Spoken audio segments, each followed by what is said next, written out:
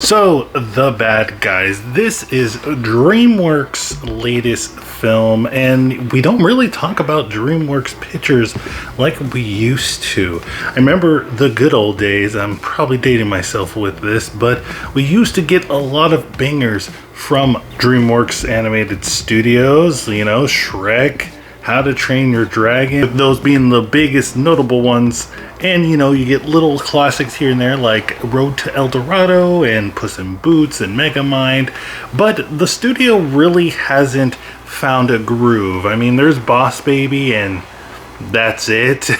I like Boss Baby actually. But like I said, the studio really hasn't had a big hit on its hands for quite some time. And now we get the 42nd DreamWorks film. And I gotta say, guys, I enjoyed this one. I thought this one was pretty good. The bad guys are good.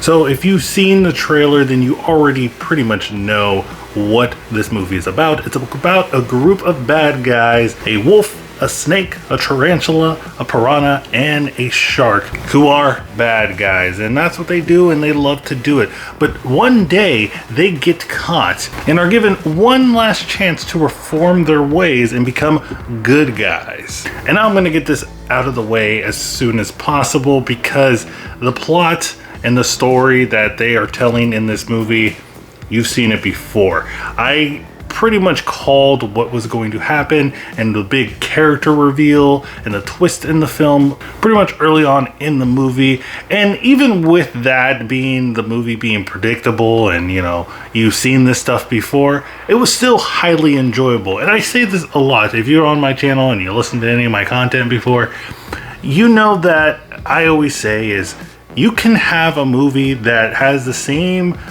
plot point and same story beats as every other film, but if you have unique characters, interesting characters, interesting concepts, then it's going to make the film better and make it stand out. And that's exactly what The Bad Guys is.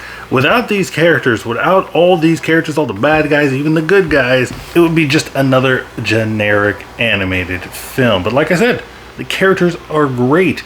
Everybody is a standout in this one. I really particularly love just the chemistry that the bad guys have. You have a stellar cast. I'm not going to go through all of it because mainly I don't remember most of their names, but the main lead, the guy that plays the wolf, Sam Rockwell, he's doing his best George Clooney impersonation. They even make fun of it in the film, which I thought was pretty cool.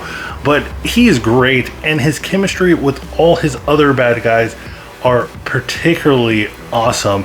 It's kind of weird. I kind of was like, when I was in the theater, I was like, they have really good chemistry, and I don't think I felt that kind of chemistry on screen between voice actors since the first Toy Story film with Tim Allen and Tom Hanks. Those two did a great job, and you can feel their chemistry online, like if they're in the same room. They probably were in the same room when they were doing it. But I don't know about this one. Don't know when this was filmed. I don't know if it was filmed during the pandemic or anything.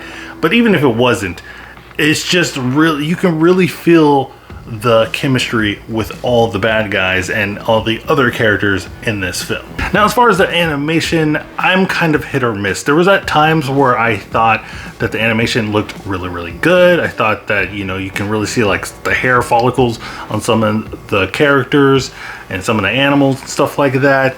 But then at times I felt like this wasn't good. I didn't like it. It wasn't pleasing to my eyes, but this is just a personal preference. I know there's lots of people, this could be something really, really cool to them. I know they were trying to go for more of like the original look from the book that this movie is based on. But for me, like I said, this is hit or miss for me at times. I'll also say that it does slow down towards the middle of the film. It goes into that cliche that all films do, where there's just a misunderstanding between two friends and one friend goes bad and the other friend doesn't go bad. You know the story. It's really annoying. It kind of just brings the film to a screeching halt, and then it's kind of more because you already know what the outcome of the film is going to be.